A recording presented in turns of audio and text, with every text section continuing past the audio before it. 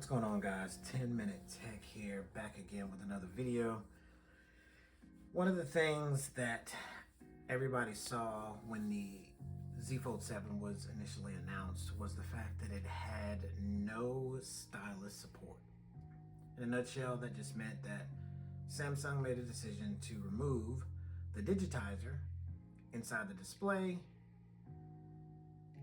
In the end, they said that that was going to make a better, more durable phone, but for individuals, the small number, according to Samsung, that were still using the S Pen, as it was called, there wasn't really enough people using it, so the use case and the reason that they removed it seemed to make a lot more sense. So initially, when I found this out, I initially went on the search to find a stylus that could replace the S Pen. Now for me, I always use the S Pen Pro. I got this and I've been using this since the Z Fold 5. And the reason I like the S Pen Pro was because of the simple fact that, of course, I have the Galaxy Tab S8 Ultra, and I can go back and forth with the S Pen Pro. I can use the same pen on both, even though they come with pens, but the S Pen Pro was what I like because with the Z Fold, it gave me the opportunity to take advantage of the Bluetooth features that were not in the normal S Pen that you would actually get from Samsung for the normal Fold. And I get it. Quick backstory. This was the Fold Edition S Pen. As you can see here, it's smaller. And this, of course, was the S Pen Pro. Longer. This one had the Bluetooth capabilities in it. This one did not. They both still worked the same, other than the fact that you had one that had just that one Bluetooth feature that was in there. So the question was, where do we go for all of us stylus and S Pen users? Well, I will leave this links in the description for these two capacitive styluses that I found through Amazon. Now, these were purchased, weren't sent out for me to review, but I have spent time with both of them, and I don't have to do a long drawn out video on them both because they are both virtually the same. You're talking more than likely, the same design companies were given, and in essence they are the same, but there are some small differences, just very minute differences that you might want to think about when you're making your decision to purchase one of these. Again, I'll leave the links in the description. They basically, when you unpack them both, they come the same way. You'll have the stylus, and you'll usually have replacement nibs, as they call them, in each one of these. That one, of course, the only difference, it slides out. And then this one has the replacement nibs as well here.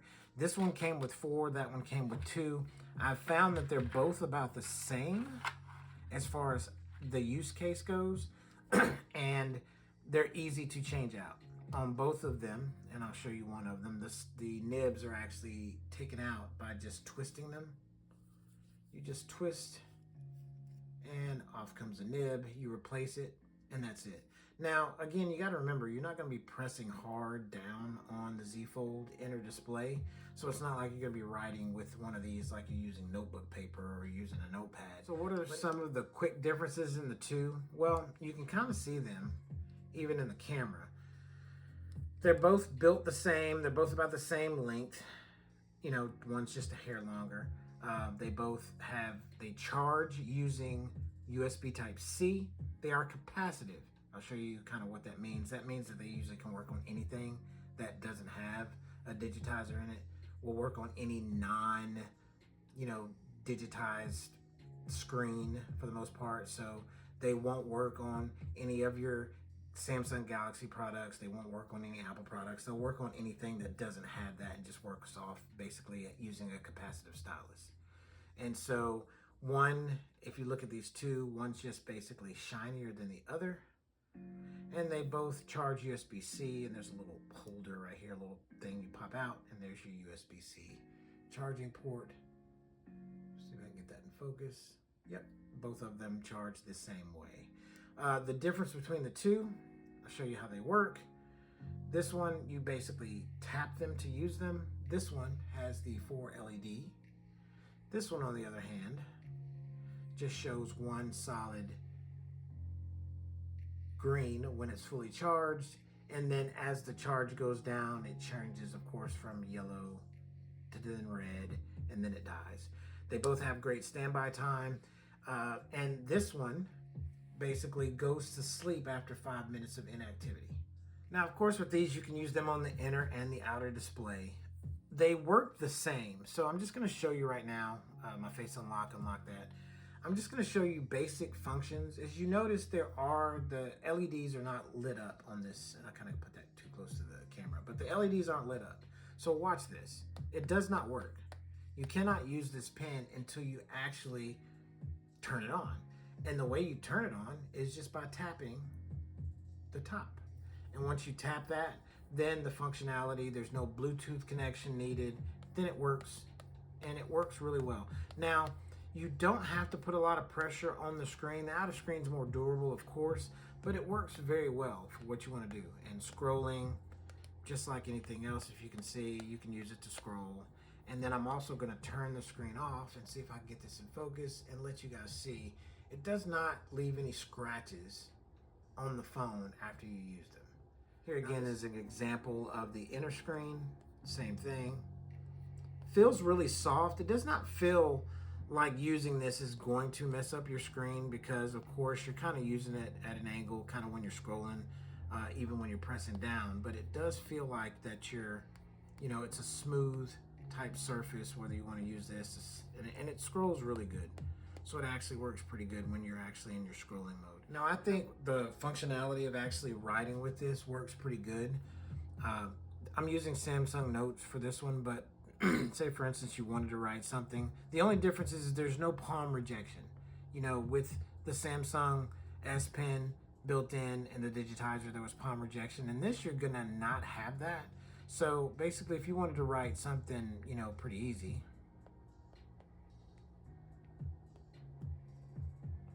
I'm just scribbling here. It works pretty good, and I'm gonna show you. I'm going over the crease. If I do have a MagSafe magnet, I have that on the back. So it's not really sticking to that. I don't need to customize my toolbar, but it works just the same. If I want to use the eraser function, then I can just go through and erase everything. So it actually moves pretty well doing that also. Now, it also allows you, if you wanted to use Samsung's keyboard, I use Gboard by default. But if you wanted to use Samsung's keyboard and you wanted to take advantage of using one of these and maybe writing out your note or writing out what you're doing, you can of course still go into the same functionality in the Samsung keyboard, hit the T, and it'll give you that area where you can actually write something in. Again, there is no palm rejection, so it may be a little bit cumbersome if you wanted to try it, but you can very well write anything you want in here. So if I was to just write in call wifey, and if you can see, it actually did kind of convert that pretty good. Now, if you're a bit of a doodler or a sketcher and you use some of these apps like Happy Color or Zen Color, this is one of those things that's perfect for that also. So say for instance you wanted to use something like this instead of that, you can use this, and then you can go right ahead and actually use it to tap into everything. And again, it doesn't feel like you're putting your screen in danger at any time.